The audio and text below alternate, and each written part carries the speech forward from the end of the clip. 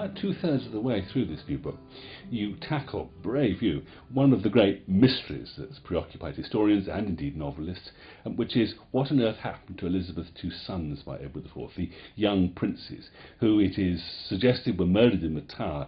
That's enough, but who actually murdered them? Now, what did you think about all of this? How did you begin to approach, how did you put yourself in Elizabeth's shoes and think your way through that?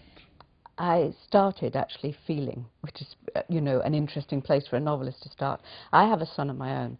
The thought of these little boys being taken from their mother, put into the custody of their uncle in the Tower of London, and the way the historical record tells it, it's incredibly poignant. First of all, they're seen playing on the green outside. There's someone sees them playing archery and makes a note of it, so we know they're shooting at the butts on the green. Then they're seen at the windows. Then they're not seen anymore. And you can see through 1483 this, in a sense, this going into the darkness of the Tower. It's, I think anybody would find it a very poignant story, and the mystery of it makes it kind of worse, that we don't, even now, we don't have closure. We don't know who did what to these little boys. We just know that there they are playing, they look okay, there they are looking out the window, probably okay, and they're gone. You just don't know.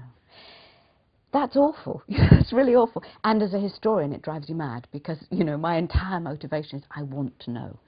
So I started to speculate and I started to read around, and there's a tremendous amount of, in a sense, counter-history, which says the history is that Richard III nipped into the Tower with a cushion, smothered them both, buried them. The Tudor history, the history of the winners of this story, is that they were buried under the stair, then for no reason that anybody explains, dug up again and buried in the Thames.